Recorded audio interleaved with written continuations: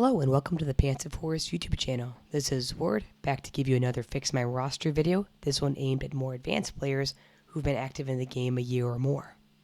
The first video we'll be looking at is a player who had some specific questions about Guild War lineups with a few constraints that I thought was pretty interesting, potentially useful for some players. The other is a longtime member of Pants of Horus who offered up his roster for discussion, and some might actually just recognize him by that.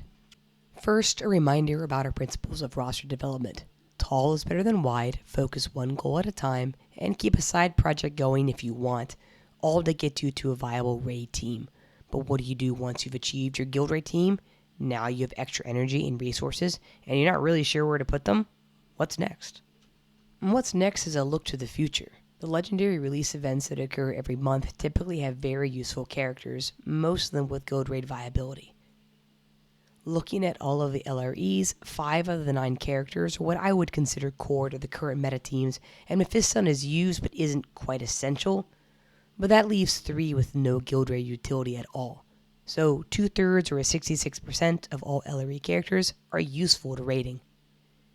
That's a much higher hit percentage than in hero release events. There are too many to list, but of the 33 so far, the important ones are Eldrion, Neurothrope, Tangita, Ro, Sho, arguably Forcus. That's 6 out of 33 or 18% hit rate, so it really does pay to do the LREs. Most veteran rosters do not struggle to unlock the character at the first of the 3 LRE events. Pre-Mythic, it was a marker of skill and really roster age if you winged your LRE character by the 2nd or 3rd event. But now it has become incredibly important to be able to wing your LRE character if you're assuming it has raid viability. And the top players are shooting for Mythic Unlock, which will be nearly impossible in the 2nd event and extremely challenging on the 3rd. However, those who can make it can push immediately to the Adamantine ranks, which for Pattermine doesn't really matter, but for Trajan that's much more important. So, tailoring your roster to unlock the LRE character and push them to wings, that's incredibly important so that you do not need to waste onslaughts for those last 500 shards to get from 5-star to wings. Now, don't get me wrong, there are other events too. Incursion, campaign events, I'd highlight those two as important enough to push characters specifically for. Maybe survival, but I really think this horde mode you can typically do well enough on if you have your LRE and guild raid characters pushed to D3. I included guild raids and wars here again as a reminder that all characters should ideally have a purpose. They must be good in wars or in raids or support you in order to get characters that are good in wars or in raids. An example here is pushing Death Guard in order to be able to farm Admech shards in campaign events, or pushing Gene Stealers because they are just busted in wars. And yes, you can still push some side characters for fun if you must. Alright, let's dive into our 2 rosters. This is the first one. This player is working on his Mythic Mech team. But the question he asked was, how does he craft 2 additional Guild War lineups without using any xenos badges because he is completely out? He needs 2 offensive teams and he only needs to get them to silver, which is a fairly small investment overall. So let's see if we can find some underutilized characters and see if we can get some synergy.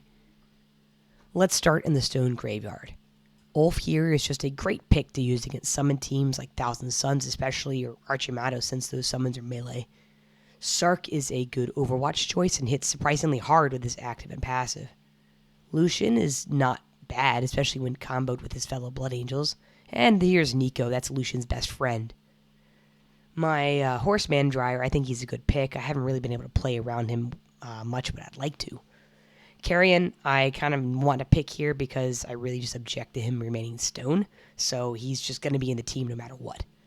He just hits like a truck, and he can be used with the Nico active, and he's just really, really good. Arjak is another great pick. I'm not sure if he's really going to fit into the teams I have in mind, but he's just a fantastic one to level active in order to snipe a low health healer, especially if you're trying to pick off an injured Isabella on a cleanup run. No matter what, just get his active up. He can remain stone 1 for now. And then the rest of the Blood Angels, we will definitely craft a team around them. Toth is a good pick, very tanky. He synergizes with his Psychers. Celestine still being here is a crime.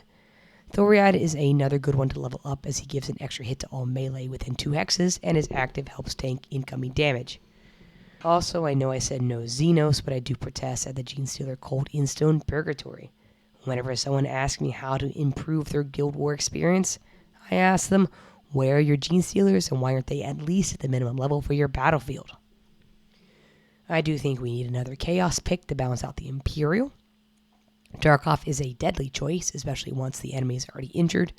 Ahriman also needs to get elevated out of the stone graveyard. He is too good for that.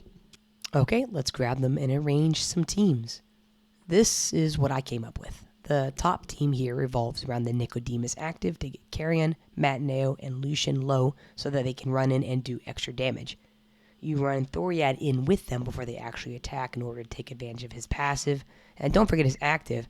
Everyone knows it gives damage reduction, but it also gives Thoriad more health and a normal attack with boosted damage to the rest of the combat. The bottom team here is a pretty cool concept. The idea here is that you run in with Mephiston Ahriman to do psychic damage to a clump of defenders, and then you follow up with a Toth active, which will hit any enemy that has been damaged by psychic damage. And then you run in with Tarkov with his active passive combo. He does extra damage when enemies are under 50% health, and his active can hit all adjacent enemies, so if the position is correct, he's just gonna clean up. You do need the right setup with this, probably wait an extra turn so that the defenders get closer. If there's an Overwatch, you can take your Stone 1 Neuro and active the Overwatching characters to suppress them. You can also grab Celestine to tank the Overwatch, provide some summon distraction. You could also go back and grab the Thaumagus as an additional Chaos Psyker and Anti-Summoner. And for the sake of faction balance, I'll go ahead and grab Thaumagus and put him in here. These other two over here, Ulf and Arjak, just level them when you can. They are great to slot in when needed. These other three here are good characters, but I think the others just synergize more. If you really want, you could substitute in Dryer for Lucian if you desired, without really any change in comp. You'll get a couple more summons out of it. So, looking at the math, it should take about a month to farm out if you do the 110 Blackstone refresh, not taking into account any resources or energy you pick up. Do make sure to max out your abilities to the level that you are using the characters. It makes a huge difference in wars. So this is the total cost in badges for each faction. Good luck, let me know how it goes. Okay, the second roster is a well-known player. He did give me permission to reveal his identity. This is Cleopatra. He is one of the primarchs of the server. He is also the resident meme winner for every single main chord contest he enters. And for some reason, he just really loves Terminators. So here are his stated goals to me. He wants to perform in guild raids with a focus on difficult primes, try to push non-imperial characters just for some faction balance, and Terminators. His guild is touching top 30, so he is going to loop in guild raids several times, but Legendary 5 and Mythic will probably bog them down a bit. In addition, there is some guild war focus as they are in Battlefield 4.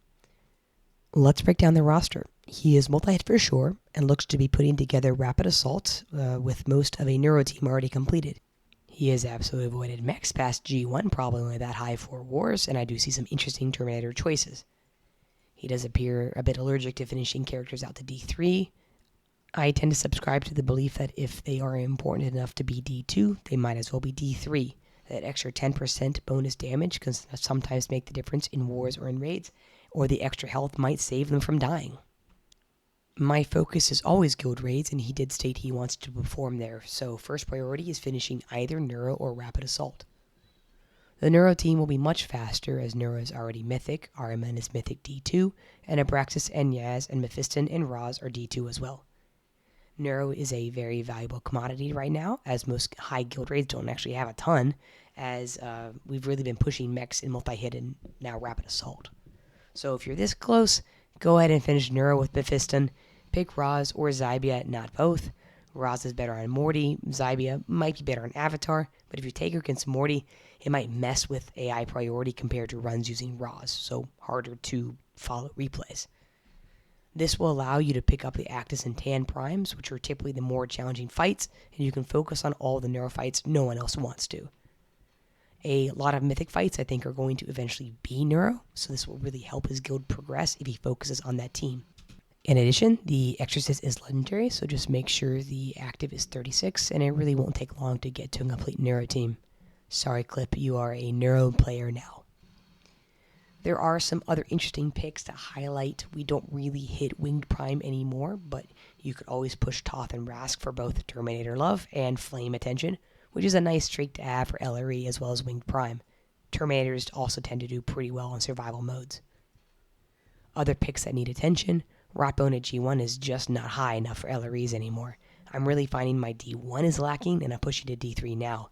Go ahead and also Mythic Gibba, and you'll get the Orc Body Relic. Just put it on Snot. That will really help with the Trajan LRE. For Incursion, I recommend Biovore until you're sick of it and then it's Mythic. The Thousand Suns push should help, but Malladus and Rotbone would help too. For the campaign events, I'd probably just pick whichever one you can go further in for material, since none of them will particularly help you right now. There is no obvious target either for Onslaught. My soft recommendation would be to do Abraxas to Wings so that he can go Mythic and wield the Book of Fate. Neuro is also a reasonable choice for Double Star.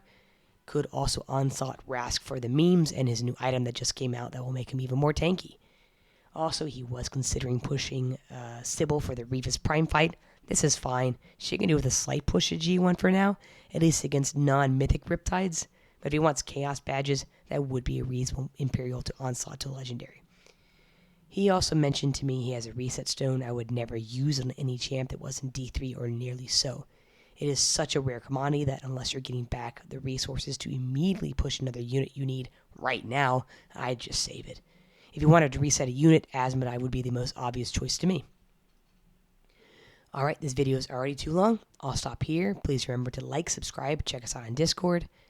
And the top name so far for our little guy is Aximent, and one comment suggested Brachus, which means pants in Latin. I'm kind of fond of that as well. So, let me know.